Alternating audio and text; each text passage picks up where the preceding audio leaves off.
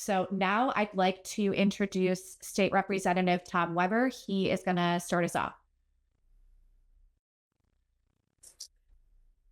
Thank you. Good morning. My name is Tom Weber. I represent the 64th House District, which covers parts of northern Lake and McHenry counties along the Wisconsin border. In 2019, a little boy, AJ Friend, was found buried in a shallow grave in McHenry County. AJ's death forever changed my mission and work in the General Assembly.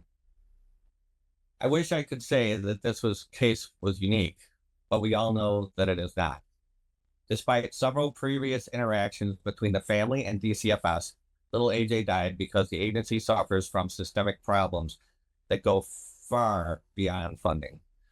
There's a broken culture that plagued the agency for years because of mismanagement, and the Pritzker administration can't pass the buck anymore.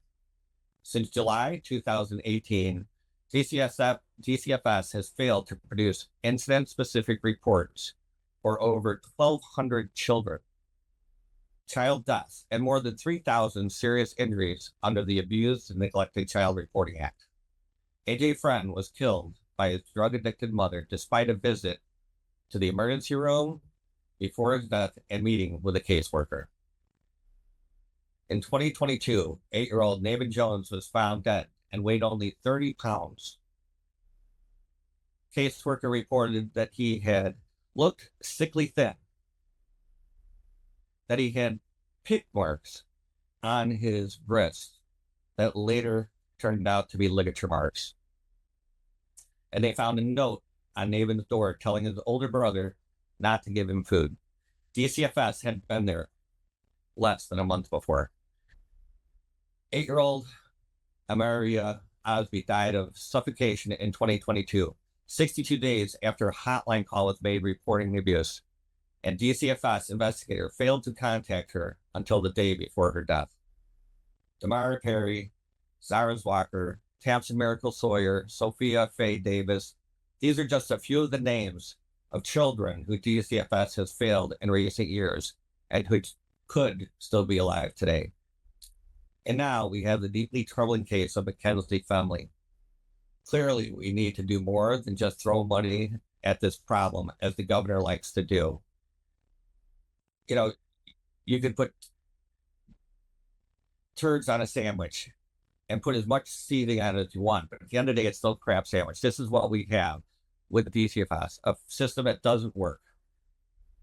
Children at risk of abuse are the very definition of our most vulnerable, yet they are being failed in the worst possible way. Protecting vulnerable children is not and should not be a partisan issue. Protecting them is our most basic responsibility as a state. I've spoken with legislators on both sides of the aisle who agree.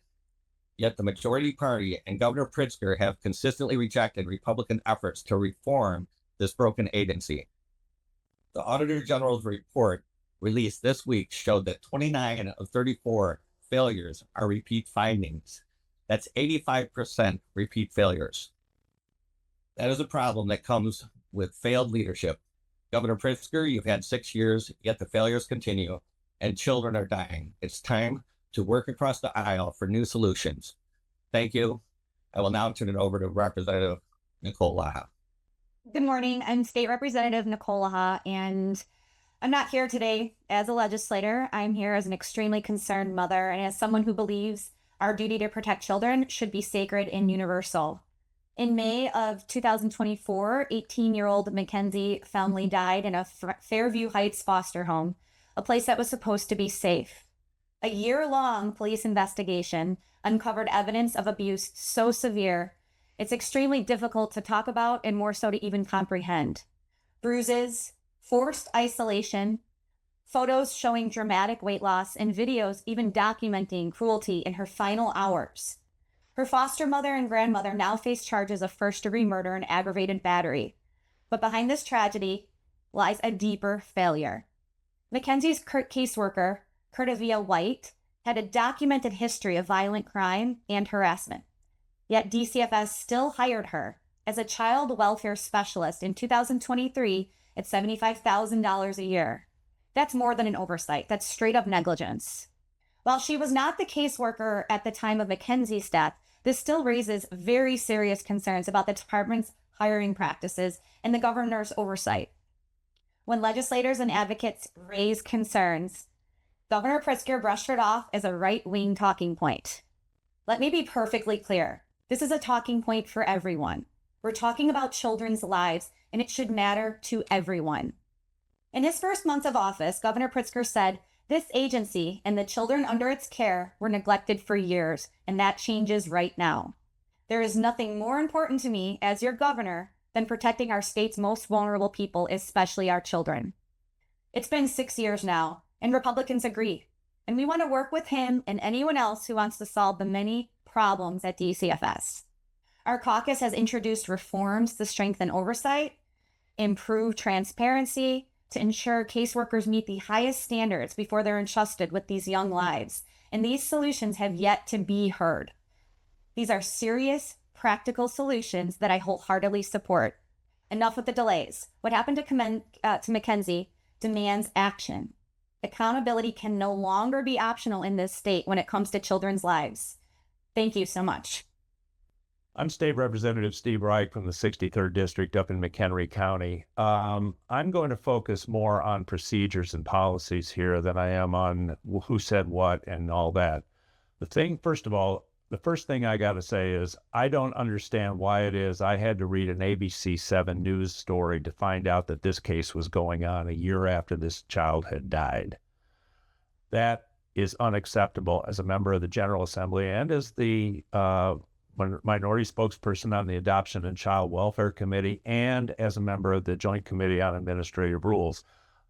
These are the kinds of things that need to be addressed as soon as possible instead of being allowed to go a year afterwards and then with all likelihood being swept under the rug or forgotten about when the next crisis comes up.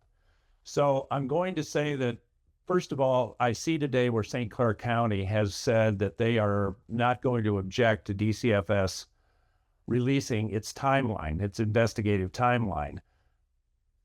A year after the event, DCFS and law enforcement should be doing simultaneous and cooperative investigations and allowing the results of each of those investigations to be used for the purpose for which they were given. Now, if there are criminal things that come up in a DCFS investigation that have an impact on the criminal case, of course, there should be some kind of confidentiality to that point. But what we have here are DCFS investigators who were at a DCFS investigator who was at the house 2 days before that child died.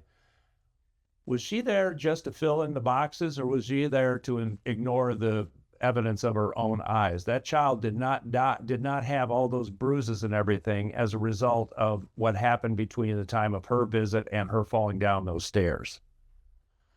Those are the kinds of things that need to be reported to us as legislators, both in our oversight role and in our role to make sure that rules and statute conform to the needs of what the agency needs to do.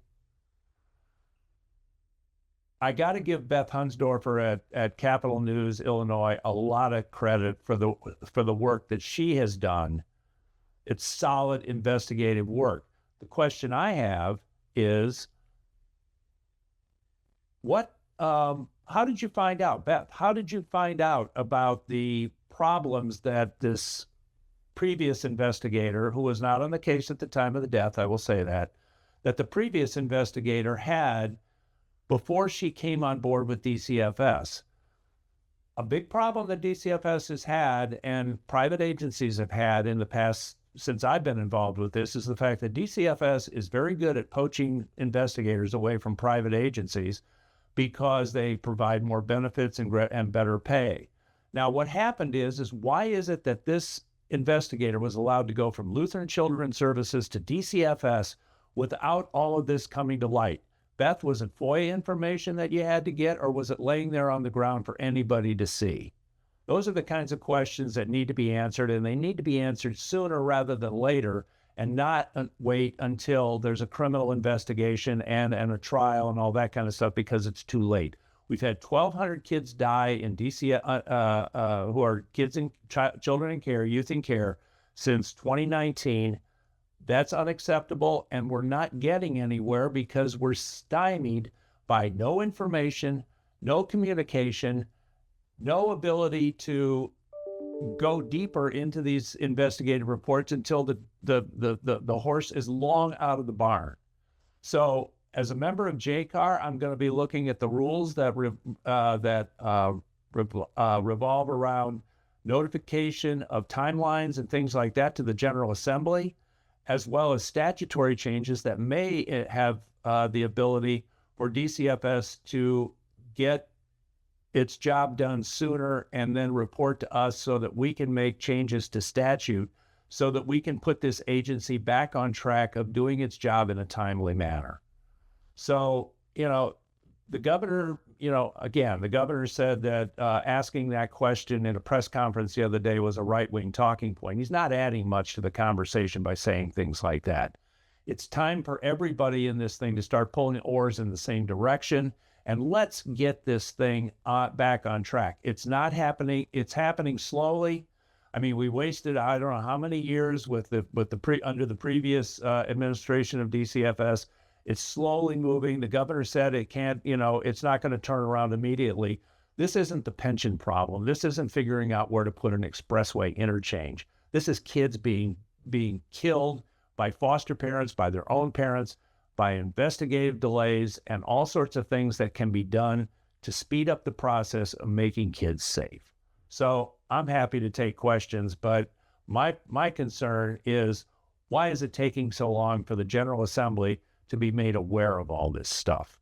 We've got a job to do too, and you're not letting us do it.